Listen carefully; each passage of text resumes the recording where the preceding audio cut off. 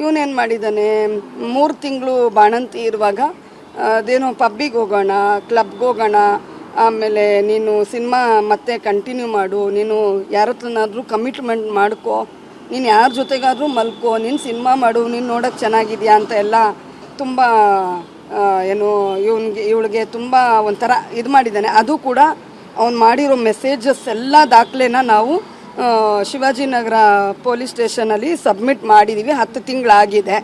ನಂತರ ಏನಾಯಿತು, ಇವಳು ಹುಟ್ಟುಬಟ್ಟೆನಲ್ಲಿ ಓಡಿ ಬಂದುಬಿಟ್ಲು. ಸ್ಪಾಕ್ ಕರ್ಕೊಂಡೋಗಿ ಬಾಯ್ಸ್ ಹತ್ರ ಮಸಾಜ್ ಮಾಡಿಸ್ಕೊ ಅಂತೆಲ್ಲ ಹೇಳಿ ಇದು ಮಾಡಿದ್ದಾನೆ.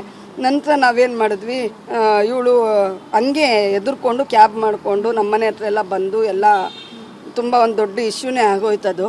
ಆಮೇಲೆ ಸ್ವಲ್ಪ ಹೊತ್ತು ಆದಮೇಲೆ ಒಂದೊಂದೇ ಎಲ್ಲ ಹೇಳ್ತಾ ಬಂದ್ಲು.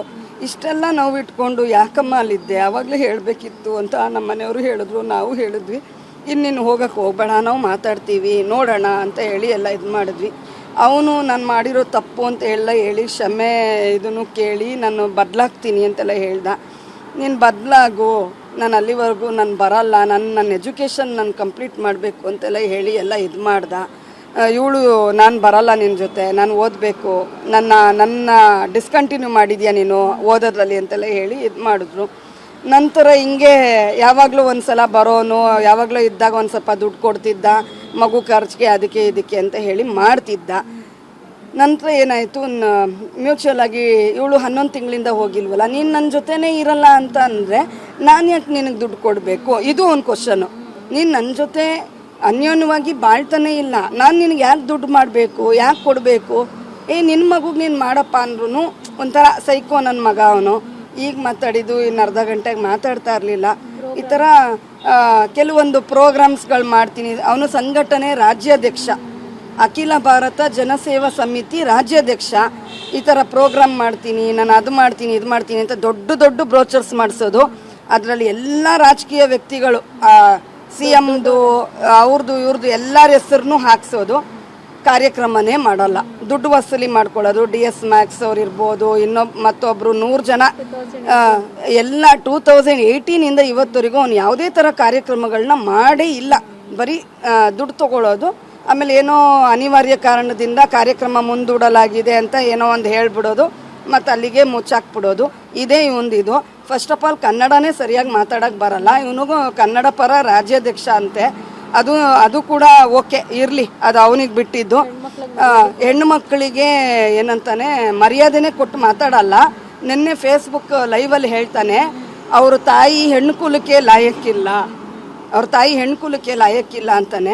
ಇವನು ಮಾತಾಡಿರೋ ಮಾತು ವರ್ಸ್ಟ್ ಮಾತುಗಳನ್ನ ನೀವು ಕೇಳಿಸ್ಕೊಳ್ತೀನಿ ಅಂದ್ರೆ ನಾನು ರೆಕಾರ್ಡ್ ಆನ್ ಮಾಡ್ತೀನಿ ಆಡಿಯೋಗಳು.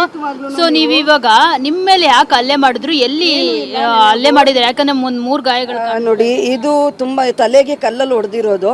ಇಲ್ಲಿ ಸ್ವಲ್ಪ ಹೋಲ್ ಆಗಿದೆ, ಮತ್ತೆ ಇಲ್ಲಿ ತುಂಬಾ ನೆನ್ನೆಗಿನ್ನ ನೋಡಿ ಇಲ್ಲೆಲ್ಲ ಇವತ್ತು ಸ್ವೆಲ್ಲಿಂಗ್ ಜಾಸ್ತಿ ಆಗ್ಬಿಟ್ಟಿದೆ.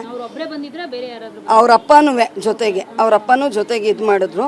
ಆಮೇಲೆ ಕೈ ಎಲ್ಲ ಇದು ಮಾಡಿ, ಕಾಲ್ಗೆಲ್ಲ ಇದು ಮಾಡಿ, ಎಲ್ಲ ತುಂಬ ಮೈ ಮೇಲೆಲ್ಲ ಬಿದ್ದು ಮೆಟ್ರೆ ಇಸ್ಕ ಇವರು ಅವನ್ನ ಬಿಡಿಸೋಕ್ಕೆ ಹೋಗ್ತಾ ಇದ್ರು.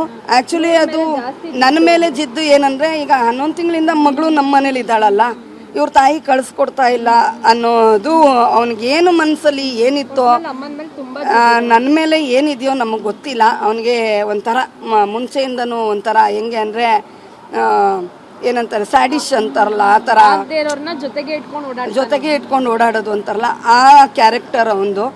ಅದು ಏನಾಯಿತು, ನಿನ್ನೆ ಎಲ್ಲ ಮಾತಾಡೋಣ, ಮ್ಯೂಚುವಲ್ ಆಗಿ ಮುಗಿಸ್ಕೊಂಡ್ಬಿಡೋಣ. ಯಾಕಂದರೆ ಇವಳು 11 ಮಂತ್ಸಿಂದ ಬಂದೇ ಇಲ್ಲ ಅಂದಮೇಲೆ ನನ್ನ ಜೀವನ ನನಗೆ, ಅವಳ ಜೀವನ ಅವಳಿಗೆ ಮ್ಯೂಚುವಲ್ ಆಗಿ ಮುಗಿಸ್ಕೊಂಡ್ಬಿಡೋಣ ಅಂತ ಹೇಳಿ ಮನೆ ಹತ್ರ ಎಲ್ಲ ಕರೆಸ್ಕೊಂಡು, ನಾನು ಮಗುಗಾಗಲಿ ನಿನಗಾಗಲಿ 1 ರೂಪಾಯಿ ನಾನು ಕೊಡಲ್ಲ, ನೀನು ಹಂಗೆ ಮ್ಯೂಚುವಲ್ ಆಗಿ ಮುಗಿಸ್ಕೊಳ್ಳಂಗಿದ್ರೆ ಮುಗಿಸ್ಕೊ ಅಂತ ಹೇಳಿದ ಸಂದರ್ಭದಲ್ಲಿ ನನ್ನ ಮಗಳು ಕೇಳಿದ್ಲು, ನಿನ್ನ ಮಗುನ ನೀನು ನೋಡ್ಕೊ, ನಾನಿನ್ನೂ ಏನೂ ಓದೇ ಇಲ್ಲ, ನಾನು ನನ್ನ ಕಾಲ ಮೇಲೆ ನಿಂತೇ ಇಲ್ಲ, ಮಗುನ ಸಾಕಬೇಕು ಅಂದರೆ ಹೌ ಪಾಸಿಬಲ್, ಆಗೋದೇ ಇಲ್ಲ.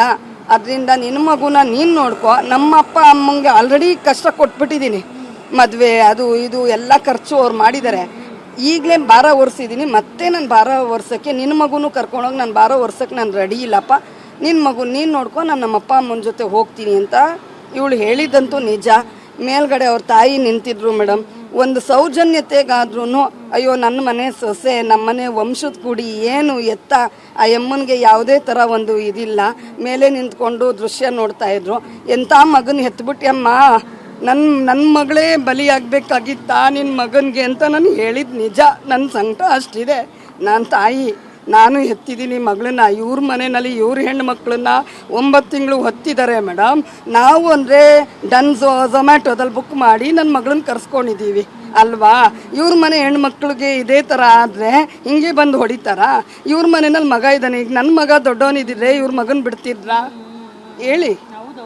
ಈ ಥರ ಎಲ್ಲ ಮಾಡಿದ್ದಾನೆ. ಈ ಥರ ಎಲ್ಲ ನಮಗೆ ತುಂಬ ಅಂದರೆ ನಿನ್ನೆ ಸಿಕ್ಕಾಬಟ್ಟೆ ಅಕ್ಕಪಕ್ಕದವ್ರು ಬಂದು ಬಿಡಿಸಿಲ್ಲ ಅಂದಿದ್ರೆ ನಿನ್ನೆ ನಾನು ನಿಜವಾಗ್ಲೂ ಸಾಯಿಸೇ ಬಿಡ್ತಿದ್ದ ಅನಿಸುತ್ತೆ. ಅವನಿರೋ ಪರ್ಸ್ನಾಲಿಟಿ ಇದಕ್ಕೆ. ಇಲ್ಲ ನಮ್ಮ ಹಸ್ಬೆಂಡು ಹ್ಯಾಂಡಿಕ್ಯಾಪು. ಅವರು ಸ್ವಲ್ಪ ದೂರದಲ್ಲೇ ನಿಂತ್ಕೊಂಡು ವಿಡಿಯೋ ಮಾಡಿದ್ದಾರೆ. ವಿಡಿಯೋ ಮಾಡಿದ್ರಿಂದನೇ ಇವತ್ತು ಆ ವಿಡಿಯೋನೇ ನಮಗೆ ಆಧಾರವಾಗಿ ನಿಂತ್ಕೊಳ್ಳೋಕ್ಕೆ ಇದಾಯಿತು.